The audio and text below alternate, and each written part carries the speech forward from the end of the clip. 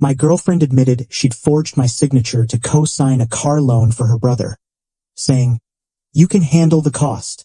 I responded calmly, "I understand." Then I contacted my bank and the police to report the identity theft. On the day her brother's wedding took place, the repossession truck rolled into the church parking lot at precisely 2:15 p.m. I was parked 3 vehicles away, watching the scene unfold.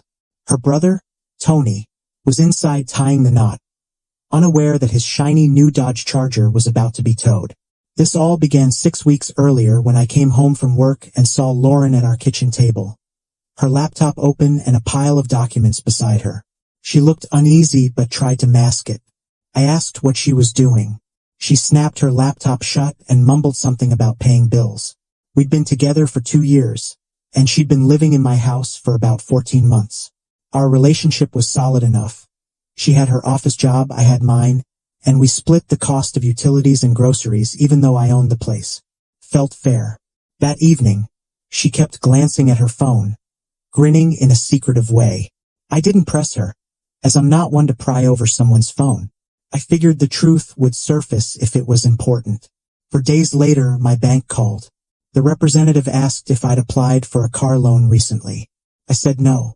She explained they'd received an application with my details and needed to confirm before approving it.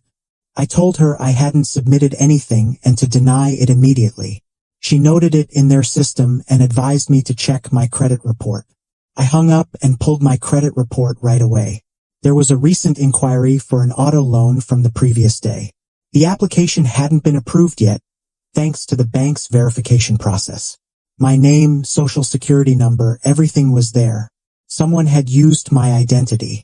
Lauren walked in from work about 20 minutes later, saw me staring at my laptop, and asked what was wrong.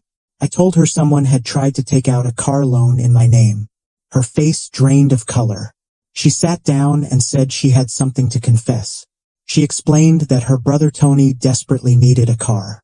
His credit was ruined from past repossessions and missed payments. He'd found a Charger he wanted but couldn't get approved. She decided to help by submitting an application as a co-signer using my information, assuming I'd be okay with it once I heard the full story. I asked if she was serious. She said Tony needed reliable transportation, and my credit was strong. She claimed it wouldn't cost me anything since Tony would cover the payments. I asked how she got my social security number. She admitted she'd found it in tax papers in my filing cabinet. I told her that was fraud. She got defensive, saying fraud was too harsh a word. She was just helping her family, and I should want to help too after 2 years together. I pointed out that helping would have meant asking me first. She admitted she knew I'd say no, so she took matters into her own hands. I stood up and told her to call Tony and tell him the loan wasn't happening. She refused, saying the dealership was expecting him to pick up the car in 2 days. I said that wasn't my problem.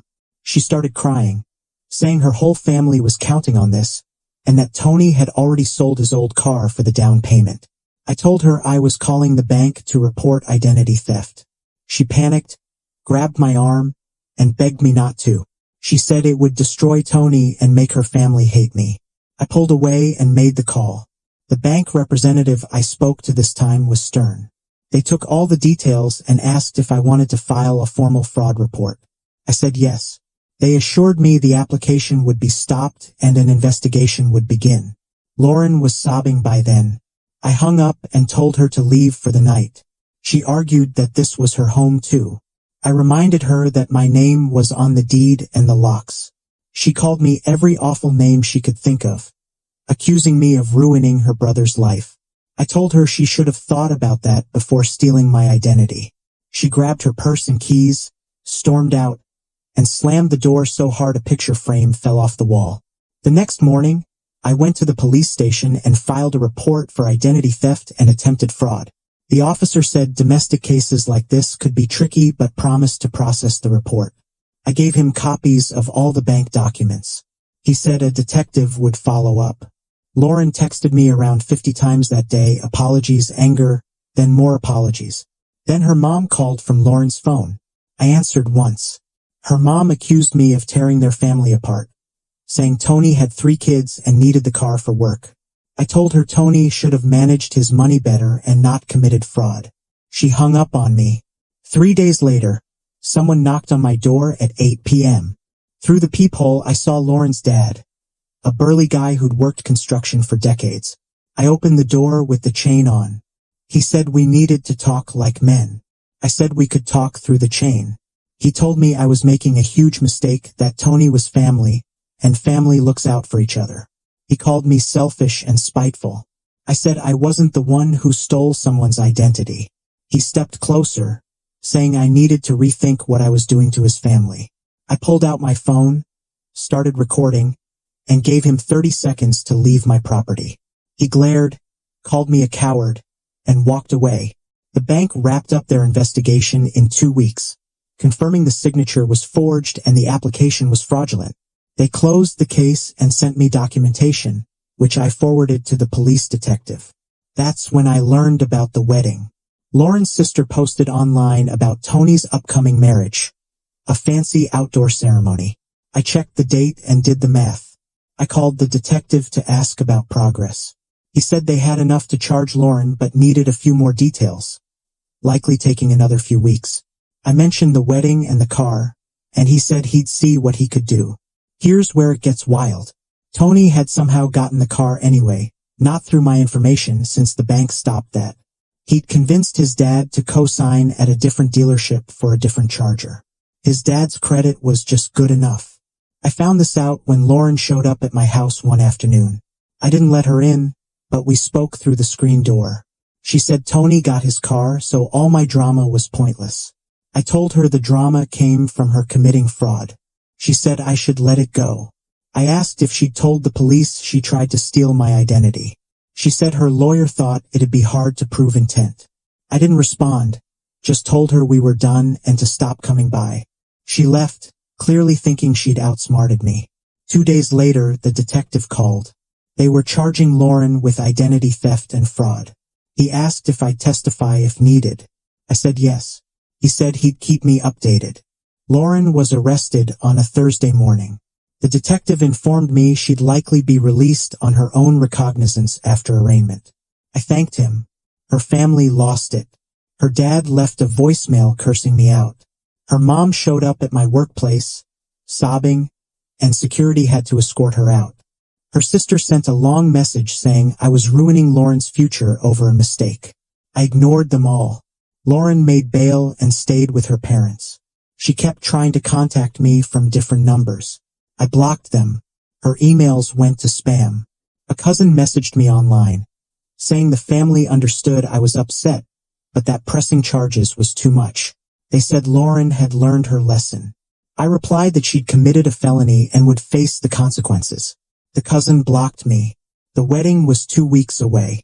A lawyer I didn't know called, saying he represented Lauren and wanted to negotiate. I said there was nothing to discuss. He said Lauren would pay restitution and attend counseling if I dropped the charges. I refused. He called me unreasonable and I hung up. On the wedding day, I drove to the vineyard venue around noon, parking where I could see the entrance without being noticed. Guests arrived by 1:30, wedding party, photographers, everyone dressed up. It looked pricey. At 2:15 p.m., a repo truck pulled in. I tipped them off the day before about Tony's car, and they confirmed an active repossession order due to missed payments by Tony and his dad. The driver spotted the black Charger near the entrance, hooked it up in seconds, and worked efficiently. Guests started pointing. Someone ran into the ceremony area. Tony, in his tux, rushed out, yelling at the driver, who showed him the paperwork. Tony's dad joined, both arguing as the driver kept working. The bride appeared on the steps, visibly upset.